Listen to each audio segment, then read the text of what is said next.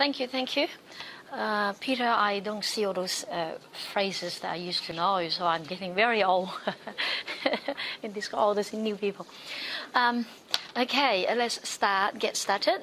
My talk entitled Design for Core, which I will explain what core stands for. Possible synergies between core and design for learning. This is exploratory review. It brings together research from two fields. One is the one investigate computer-assisted language learning, which we call core. I'm going to show you that. I'll use that one. Okay, that's better. The other field is the one that you're very familiar with, the field of learning design. This study pay particular attention to the theoretical frameworks or approaches of the design for learning. The attempt of connecting the two fields, as you can see, the two fields stem from two critical focuses or commitments of design for learning. Which number one is the focus on contemporary learning context, which has become increasingly learner-centered and technology-rich. And the second was the focus on the learning process, which is now widely considered, recognized, or accepted as being very constantly evolving, configurative, and dynamic, and very complex. A preliminary synthesis of the two fields, I'm going to present them, and then it will signal some possible synergies between the two fields. Of course, one very important element of the synergies would be the classroom. Of course, without that, we cannot talk about anything, isn't it? So it's very empirical, that kind of study. Hopefully, it will start up that kind of study. In this study, I argue that design for learning, coming from the language teaching background field, I argue design for learning, this field has much to offer to language teaching and learning because it's firmly grounded in the contemporary theories of learning. It merits being seriously looked at by the core community. Okay, let's start. I'll start with a little bit of background of my field or what is happening in the core in computer-assisted language learning. It is itself a synergy of two things. Started with second language acquisition, and then second language teaching and learning from that field. It merged in about 20 years ago, 30 years ago, with learning technology. It became has a new identity called core, computer-assisted language learning. In the past 30 years, let me see where I am. In the past 30 years, core has been one of the most popular and dynamic areas of education for the application of learning technology. It has tried very diligently to establish the role of technology in language teaching and learning, and has resulted in a wealth of studies which explore effective better look at here, I can't see that. Effective technology use, the TEL, technology enhanced learning frameworks, exploring that kind of frameworks, exploring pedagogical approaches, as well as reporting many successful technological adaptations, innovations in the area of language teaching. Core, as technology become widely available and learner participation increasing, core has undergone a lot of changes in the area of pedagogical changes, which is from those based on behaviorist principles in the old days towards to those supporting highly interactive and collaborative learning environments. Those new pedagogies embrace a wide array of stakeholders, designers, practitioners, researchers, commercial material developers. There are a lot of commercial language learning software available. Until recently, which including learners. And it has, as a result, it has a rigorous research culture that grounded in a very evidence-based approach, offering an increasingly rich range of research approaches. So that's the field. These are the movements or developments along the way in the last 20 to 30 years. Started off with restricted core and then open core, and then these are approaches as well, if you like. Integrated core, pedagogical-driven core design, social core, atomized core, and task design and core. Along the way, I'll give you a bit more detail on those. In the 90s, okay, let's see where I am. In fact, it's 1998. Researchers identified. Let's see. I'm sorry. I lost myself. Okay. Researchers identify three approaches or phases in computer-assisted language learning, according to its underlying pedagogical or methodological approach, which were behaviorist core, very old-fashioned, and then proceeded to communicative core, and then integrated core. When building on that, in 2003. A researcher called Bex, and he proposed there are these three new approaches which would offer a very different critical examination of what is happening in core.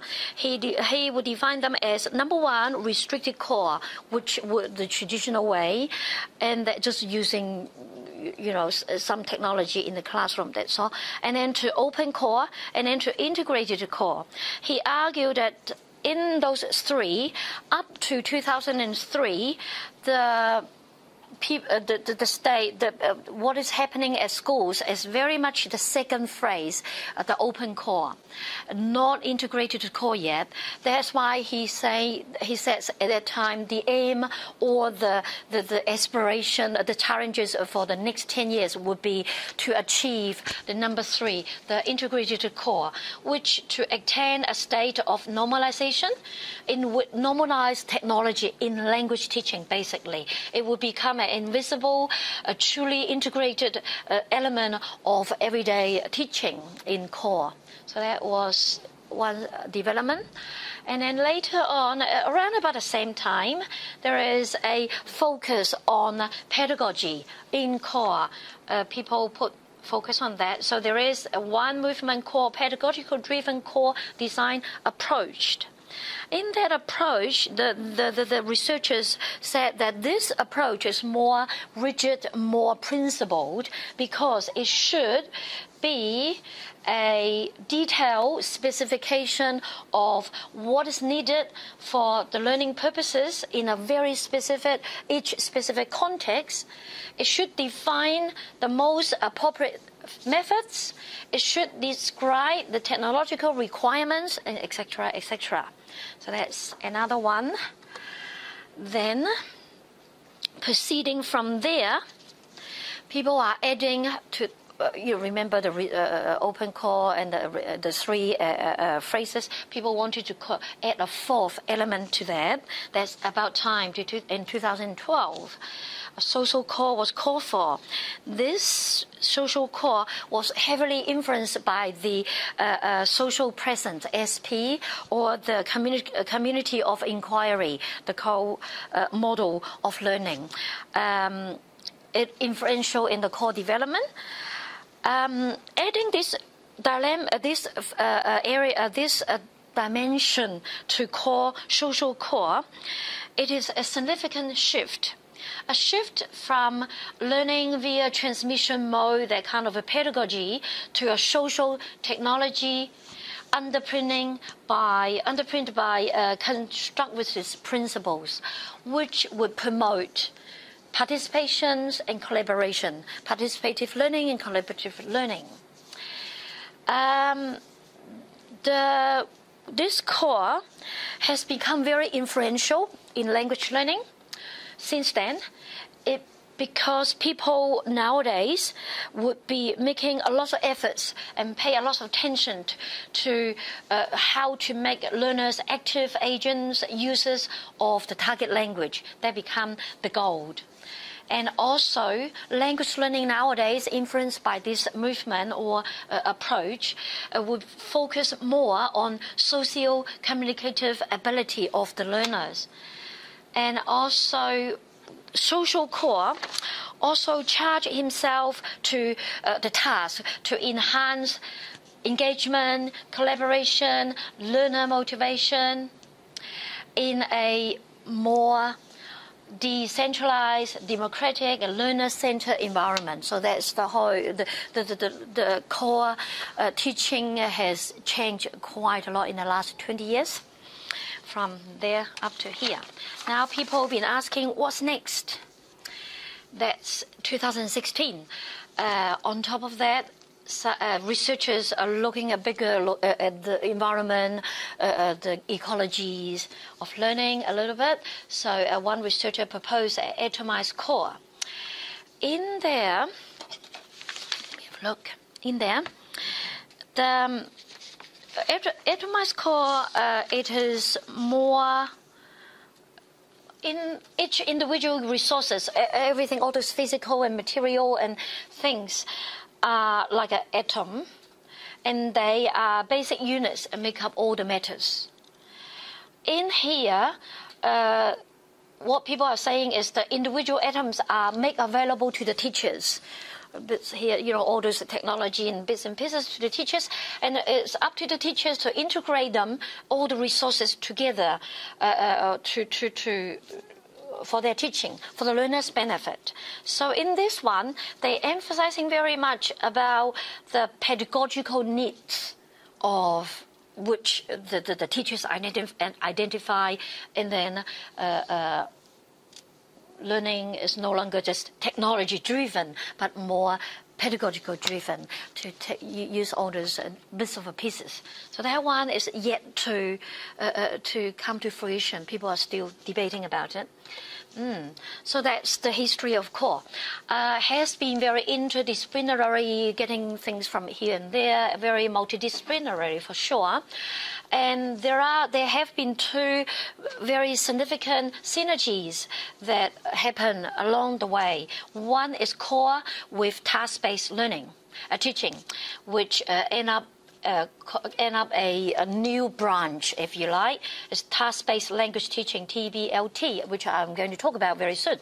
And the second one was core merges with distant learning, which in the old days was very printed materials, posted them, and video and things like that, the merge of online learning. So I will start with the TBLT, one very significant merges of two fields. TBLT, the task language learning teaching, way back before all this technology came along, it was part of the traditional teaching. That's why it doesn't have a lot of technology elements there, mainly purely talking about face-to-face teaching. in the 80s, back to the 80s, interaction has been a central concept in language education. It became very clear to the language teachers that a well-designed and orchestrated language learning task, could play a very crucial role in successful language learning. This TBL has been established now for a long time. It become one of the most important approach in language teaching and learning worldwide. TBL research. At the early days, in the 80s, TBL was criticized for lacking pedagogical dimension.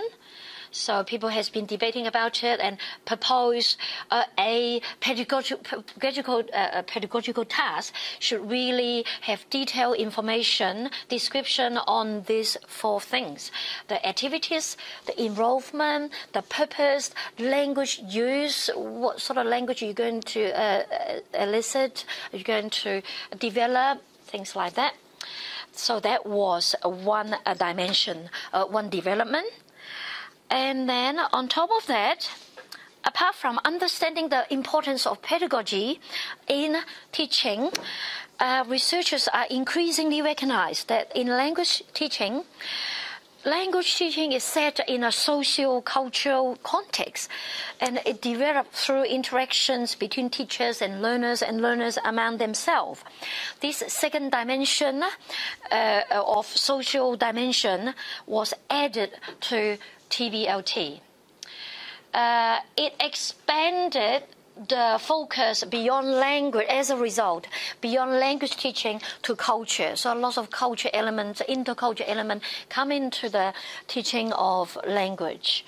And I also would focus more, because of this approach or dimension, more on the description of learners, a lot of studies about the learners, and a lot of study about the social settings surrounding the learners. So that is the sort of movement. On top of that, the two, so some researchers put the two together and proposed a pedagogical and socio-cultural double-lens approach. This one looks very interesting. Must be very interesting to Peter as well. I found it quite identical to your architecture 3-level, physical and social down there. Looks very familiar. Yeah, it has 3 levels. Again, the action, the task and activities in the middle is a very small thing. But then you are surrounded by material, what they call meditational means, which is the physical material, all those things. And then underneath you have the community involvement, and then you have rules and division of labors, all those social connections. The subject collective, meaning the teachers and the learners. And in the middle, level 2, I'm sure you're more familiar with me about this kind of going around. And then the outcome, which is intercultural person at the end of the outcome, at that point to maybe assess your outcome, things like that. So that was TBLT. Then a fourth, or a third, because you got pedagogical, you got social culture dimension. Now, a third one is a realization of the importance of task in the centrality of task in learning, in language learning. So that was a task-based kind of recognition that we must put task in the middle. Task-based become very much at the heart of the matter. And researchers saying that to understand the design and the behavior of tasks in this multimodal e-learning environment is very important. It's the challenges, but we must get down to it. So they will ask questions like how tasks best motivate, support language acquisition while using educational technologies and taking account into the challenges of technology, of course. How educational context affects task design, etc., etc. So that was TBLT. And the latest phase of development of TBLT is really starting to merge with core. Remember I told you TBLT was purely was for a long time face-to-face teaching, and now they're facing technology, the challenge of technology. So the interest in the use of technology for TBLT has only intensified in recent years. Teachers and researchers are moving beyond simply digital translation of face-to-face paper to pencil, that kind of task, to online. But they come to core to realize that the task is very unique in core learning, which they now call the technology mediated task. And the teaching is called technology mediated TBLT.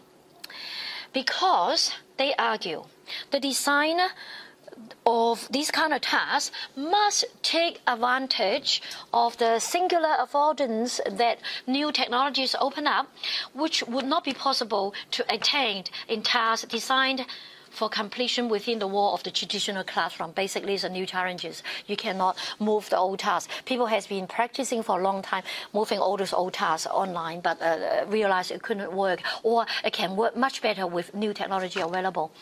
So that was the important point for for technology-mediated TBLT.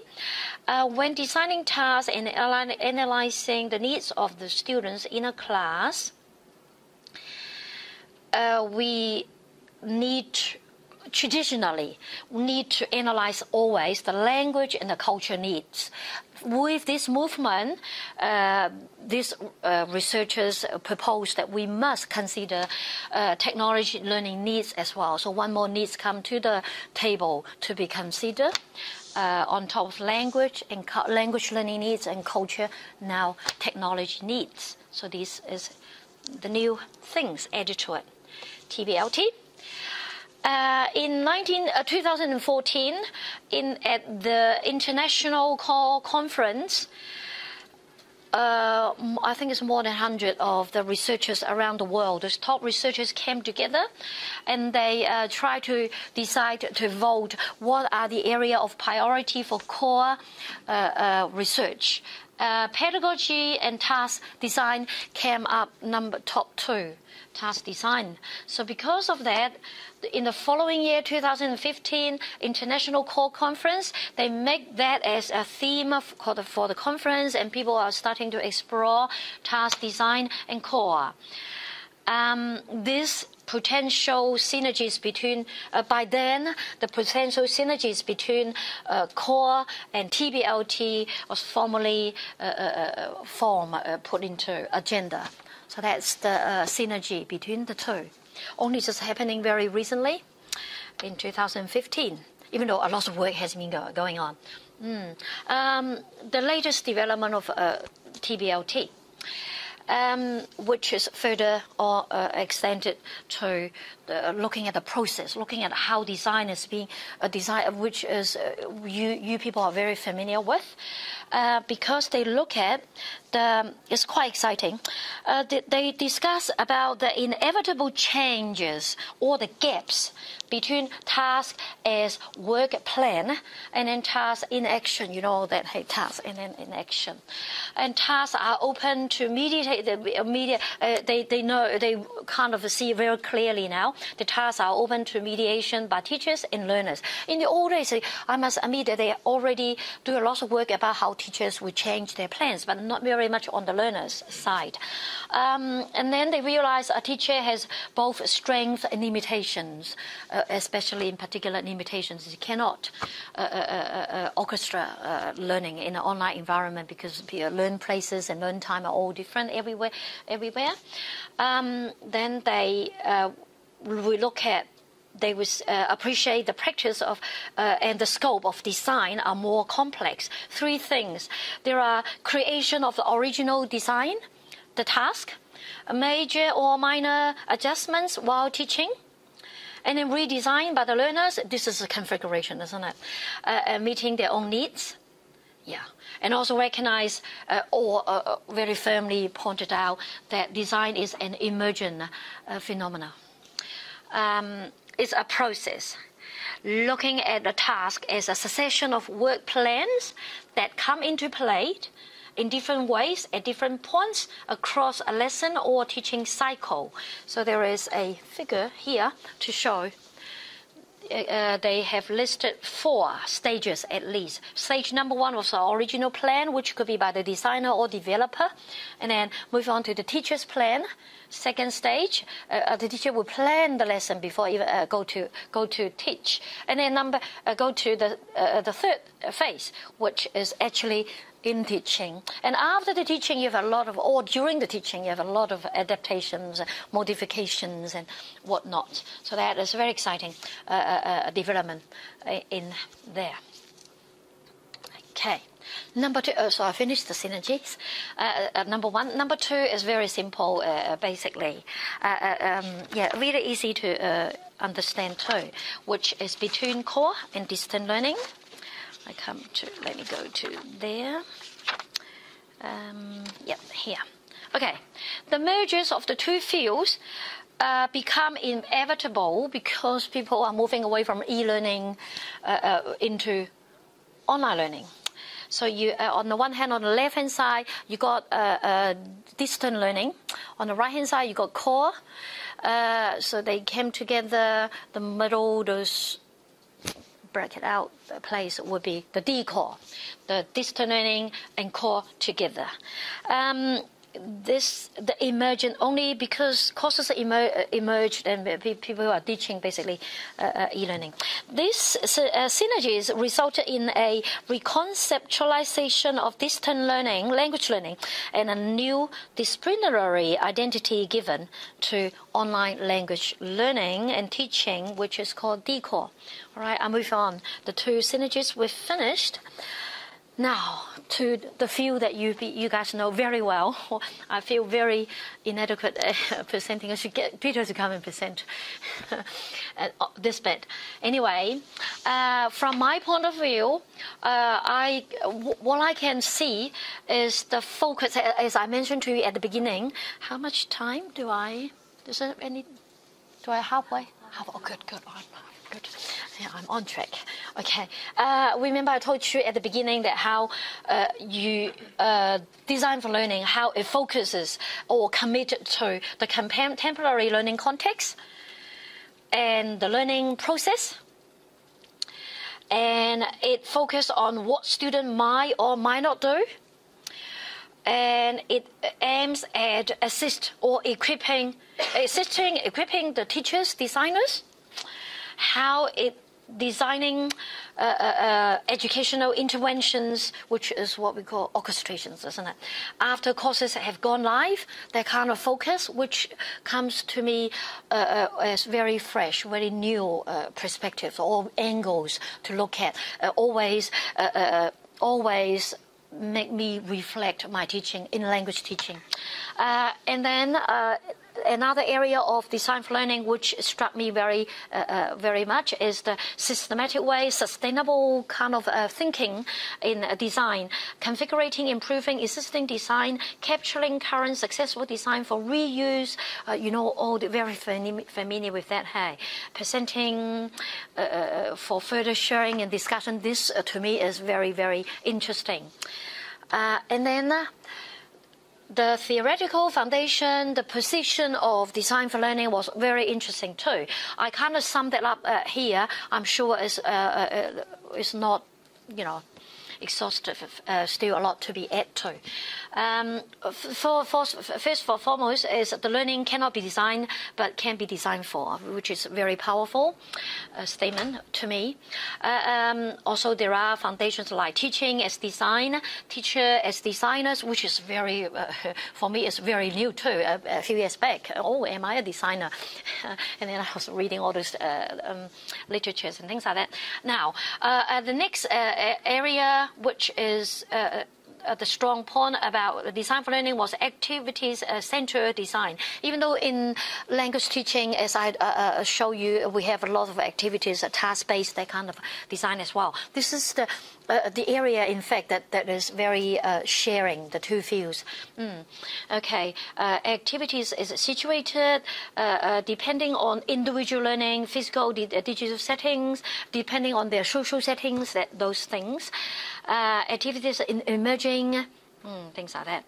Now, the other one, which is quite influential in my work, is the forward. I will show you one or two of my research project, which I will utilize the forward-oriented design for learning framework in my study. And also the ecology of learning, also the architecture of learning, what now we call ACAD. Okay, here, so I identify, just talk these 4 particular frameworks and approaches as an example to start to explore is there any possible synergies between the 2 fields can be found. So these are the 4 I'm sure you're familiar with approaches and frameworks that I'm very interested in. Okay, and lately there is discussions, edited number 5, discussions on space making, which I found it very interesting as well. Okay, now, as I say, you are the experts on all this. I won't be going into details, but nice to have a little bit of some, kind of revisit or summary of these 4 frameworks or approaches. Number 1 is the forward-oriented design for learning. The 4 processes and phrases are design for configuration, design for orchestration, design for reflection, design for redesign. Then the ecology of learning, I like it very much that the way that they are charting learner context, finding out bits and pieces surrounding the learner. And then they will examine the interaction, the relation between all those human activities and all the bits and pieces. Also, they will look at the whole ecology to optimize the use of resources in a learner personalized environment or in a class environment. Also the ACAD, of course, and then the structures, architecturally or layout, which can be designed. Whereas number 2, the human activities, which cannot be designed, but is so interesting to find out, and the relation between the structures and the activities is the focus of our research, isn't it?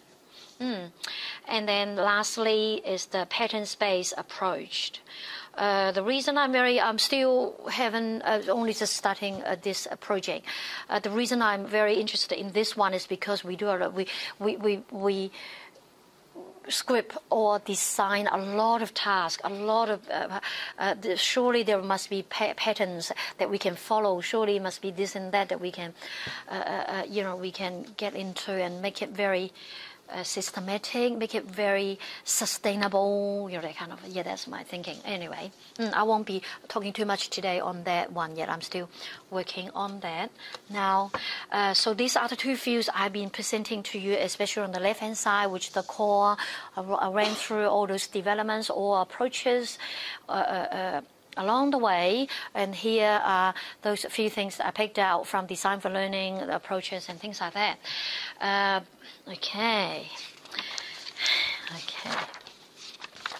Now, before the discussion of the 2 fields, the synergies between the 2, it is useful to sketch what approaches and frameworks we have talk about, and also to make them come together and see what are the things in common, what are the fundamentals that they share.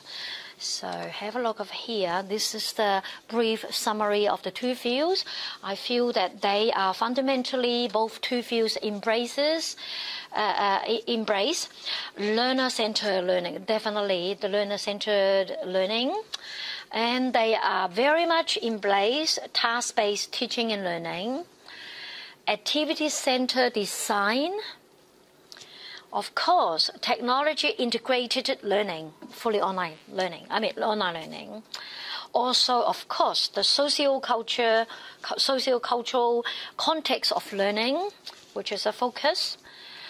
And the principle, of course, is very much towards the constructivist principles, very much promoting participation and collaboration.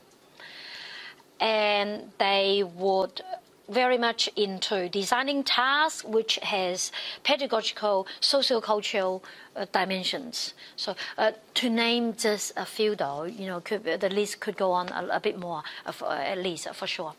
All right, so those are the common share areas. Now, to explore the synergies between the two, I found that Design for Learning, when in his investigation, it significantly compared with core, would go further and deeper into these things, particularly with the two approaches which guiding the ecology of learning and the architecture of learning, which is guiding people how to chart, for example, a learner's context, which I never used to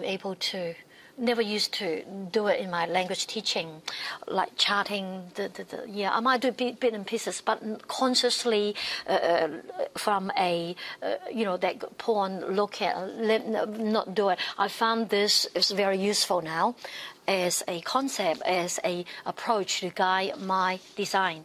And the ecology of learning resources, and look at the resources as well. And the complex structure of a learning network at the system level. So you have, those are very useful. I found that they are powerful ways for capturing, analyzing, designing learning networks, which is a very rare happen still in a core literature, because they would be very much onto single elements, tools, settings, methods of teaching, that kind of research, rather than look at a whole network of teaching. And in particular, the architectural building blocks, big and small, physical, social, all these things are very clearly laid out in these frameworks, and you can explore them and design and redesign, that kind of very helpful. Also, these approaches would highlight activities, making sure that you understand that it cannot be designed. You have to find a way to design for it, but it cannot be designed. They provided me at least some theoretical lens to examine core design, which never happened in the past. I haven't got in core a very holistic, systematic, principle, even a sustainable way of design, which I could not wait to introduce to my colleagues and try. This is the whole thing about my PhD, my research, to introduce these concepts to my colleagues in my field. All right, so these are the possible synergies, the possible things that I can bring to my field of research. To me, the major difference between the two area, it is design for learning. The design focus is on learning process, which is very, very, we started off as well, but it's very much so on the learning process, where the activities unfold and learning eventuates. It very much focuses on the evolving nature of a learning network, which is partly designed in advance and partly configured in use. I like very much Peter and Lucila's analogy using as theoretical terms about a play, how a play come to, I'm sure you're familiar with, how a play come to every night. The performance of a play would configure in a different way, which was very interesting. Every night's performance to me is like I would have a plan of teaching. Every time I go to the classroom or go online and teach, it would configure in a different way with all those actors, all those learners co-configuring with me. So we have end up something like if a singer have 30 days concept, we have 30 days configuration, 30 days different performances, that kind of thing. So it's quite inspiring, that analogy. Okay. Then the forward-oriented design for learning also was very helpful. in my research or in my teaching. Because it is a serious manner of looking forward, looking things in a forward manner. And to me, it's very timely, I think, the framework, because it's shifting design thinking and activities from traditional design, traditionally designed as final products. A lot of commercial, a lot of developers would present us with all those final products. Nothing much we can do with it. In practice, we always end up one bit is very nice, the other bit not suitable, you know, that kind of thing. But now they should really consider as a process, isn't it? Design as a process. So it should, at least as a teacher, we have to shift our mindset. Up until now, courses design is considered still very primarily as a completed product, and also as an intuitive process by the teachers. The teachers thinking, oh, I've been teaching for so long, surely I can orchestra. When it comes to I don't need to think about too much. When problem comes, I will solve it. Still that kind of mindset very much. I think through this study, we would gradually shift our thinking, really very careful. Design for all those configuration, all those things that might happen, or any limitation of a teacher, that kind of thing. All right. Designer, this is in fact, one of my comments, the number 3, teacher designers that I commented, there seems to be very relaxed. In fact, it was reflecting on myself. We are on a very intervention-oriented and that kind of mode. We are happy, and all I've done very much before it starts. Week 1, it's all ready to go. I consider everything and waiting for new issues or problem to arise and wanting to fix them at the time, very relaxed. This approach would urge an immediate breakthrough from such tendencies in teachers, designers. It will reorientate us to a forward-looking, proactive design stance, I think. So that's... to sum that up, the possible synergy to me, core design would benefit from the two, as I have been talking about. Number 1, the teachers start documenting our everyday design activities, analyze it, reflect upon them using this forward-thinking approach. I have a project that I want to show you briefly use that approach.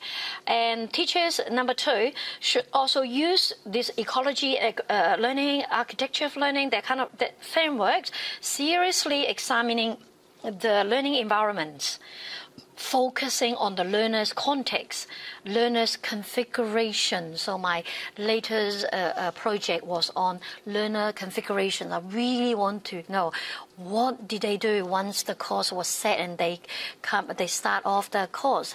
And I have managed to find very interesting data from the interview with them. So may I tell you very briefly the 2 projects.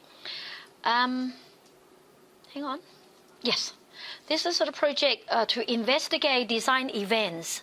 When design event is defined in my study is after the course has started, the emerging designing activities that I, as a teacher, engaged. Design events, not before. Even though there are a little bit before, I'll show you.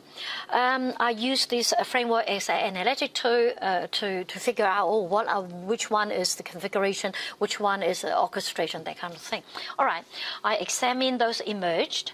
I decided that there are 9 weeks of data collection, which including 2 weeks before, because normally when there are 2 weeks we have to teach. Again, the holiday is almost finished. Let's do some designing work, so that you will quickly get hold of a student list and see, what other people, that kind of thing, and start there. So I include those designing activities. And then later in the 7 weeks running, normally a university course runs nowadays 12 weeks, Are you the same here?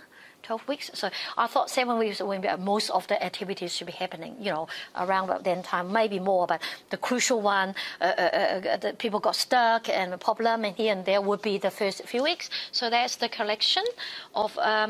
It is in a form of a teacher's journal, but in the journal, in fact, each activity in design activities, I would have 1, 2, 3, 4, 5 columns. Column 1 would be the problem. Almost is in fact, if it's a trigger by learner configuration, and they have found the problem, and they will report it to you, or they will do something, change or alter the online environment. Then you notice, oh, something has changed, so you have to do things accordingly, design something new. Sometimes not necessarily a big designing piece, is some change here and there, fix something.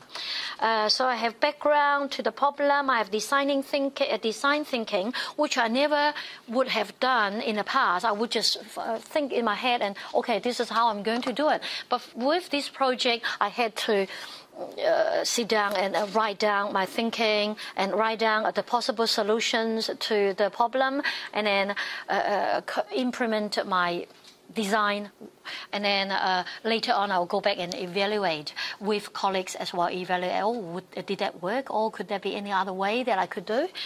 Things like that. Interestingly, in those 9 weeks' time, 15 design events emerged and collected. To me, so I won't go into the great detail. I'll show you. I'll let you read this as one of my comments.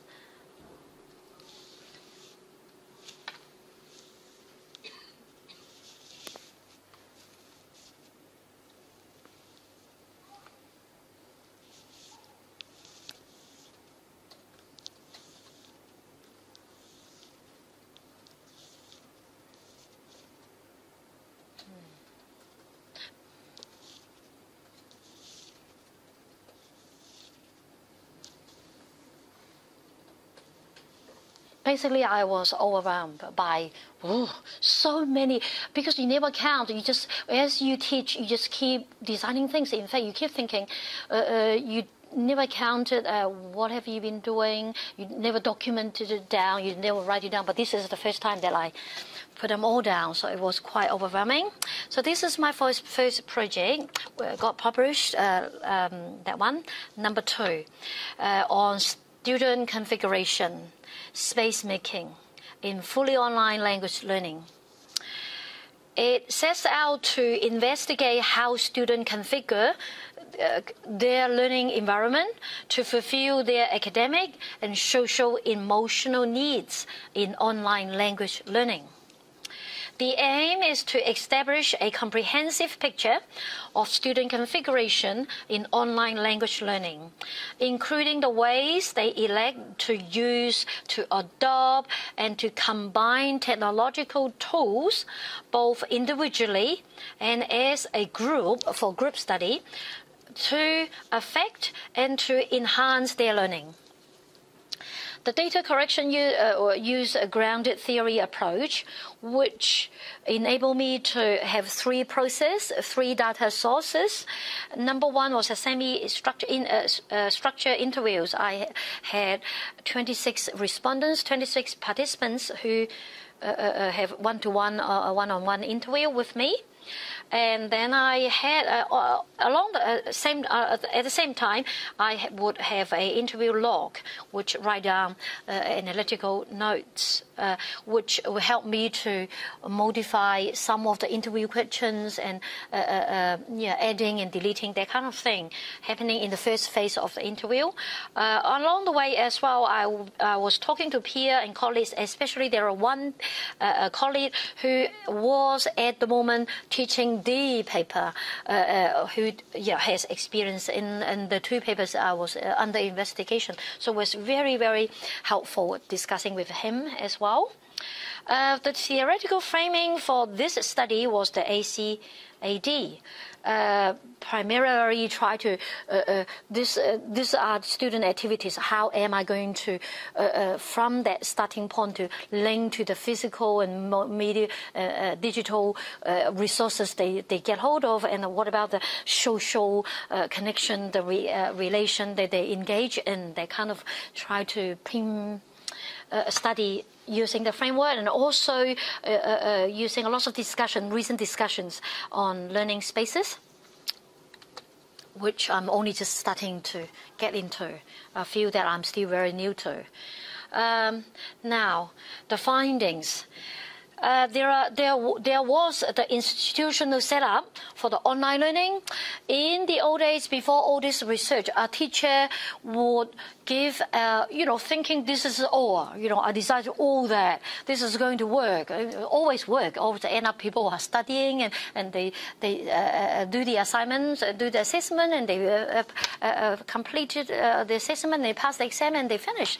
So you never realize, you do know there are things happening that you don't know. But what I'm trying to say is that we consider this is a huge thing that I design everything for you. Here is the place for you to get out of the learning materials. Here is the place for you to, there is a room for you to peer practice online. Here is the materials equipping in the room. You can, interactive working together. Here is the studio that you can go and after practice a while to go to record your group presentation. Here is the blog. Here is the here and there.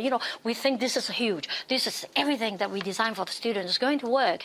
However, this study unveiled a lot of interesting things. This is only a starting point. A beginning point for the learning. In this case, the LME, the system, or only a starting point. It sets off a long, continuous, and complex process of multi-level configuration by the students.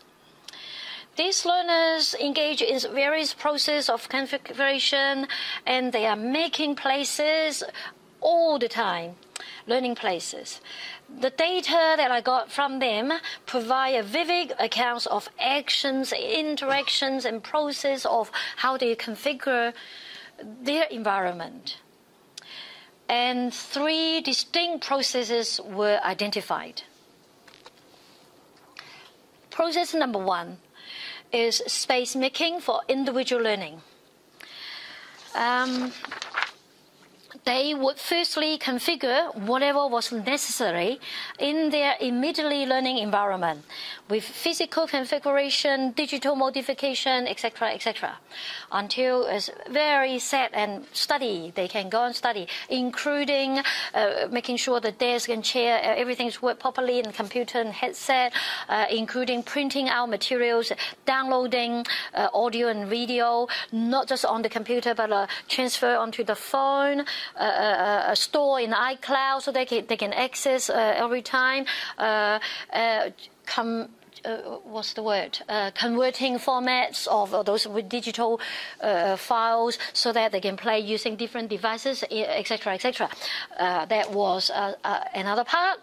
As I say, that I never realized. I always thought that that the green bit is huge. It now looks very small, and the individual learning space is huge. Okay, number 2, space making for peer group learning collaboration. So they actually almost at the same time as they were busy configuring their self-learning spaces, students would immediately start to communicate with each other to explore ways of making a peer or group learning spaces. So it could be meeting in a class, one of the campus somewhere, cafe, in the library, and then online, because it's a fully online paper. So most of the meetings are organized online. Some people still carry with them a little bit of a traditional face-to-face learning, so they're not very comfortable. So at the beginning, they may have face-to-face meetings, but straight away, 1 or 2 they would, into, because it's much more convenient. They don't have to meet up, things like that. Anyway, so that was the second process. However, it was the third process which is fascinating, which is revealing a lot to me, which is the making of the social context in online language learning. It emerged from the interviews.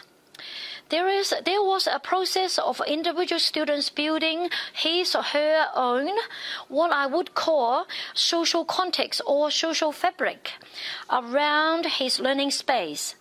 on top of the previous two what I should call formal learning spaces, personalized spaces, group learning spaces, which are kind of formal learning spaces, isn't it? Without these two formal learning spaces, they cannot do the work. But this one is on top of that. Its social context is building this social context is very quietly building it, very carefully building it by each individual learner. So you end up have the social context of everyone has one. Too. So, and they wrap around the individual personalized learning environment, complementing all the others. Has a very strong social dimensions. People give me account after account, story after story, how they build that, what sort of form. Basically, everyone had a story to tell regarding their efforts in search or configuring or adopting or utilizing extra material resources for learning.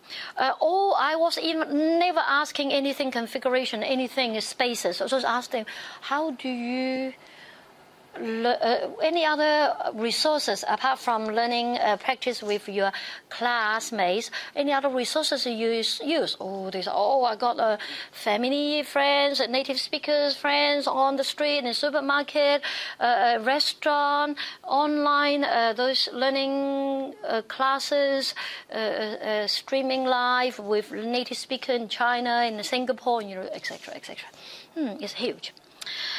Okay, so it was fascinating to discover that. Although the time they spent on engaging with the social context and the scale and the extent varied from one participant to the other, they seem firmly believe in building such a social context. No one failed to mention this kind of social context they build to me. Everyone has a story to tell. Many of them could not wait to tell me their success stories and eagerly recommended their methods to others. Like, oh, you should recommend to your other classes. This is how I do it. This is how successful, that kind of thing. For example, they would say finding a language partners around the world online is so good. Using online learning materials, programs, apps. They gave me different apps and different, which I only got to know through them, different apps learning. Okay, they would describe to me in great detail the complicated configurative process necessary for them to get hold of to obtain this app and the other app and these spaces. But they're so enjoying it. They're so enjoying the process of making those spaces. The social context created and described by them were personal one though. Each one was a social fabric on their own. And we cannot imagine when they go together, when they merge, when they have different connections to each other. I'm sure they do in group studies. I'm sure they bring along their personal social environment into there as well. You cannot imagine how big it is. To me, it's endless, boundless. To me. So I was in a hurry, but I should really the last around the circle should be fading away because there's no boundary.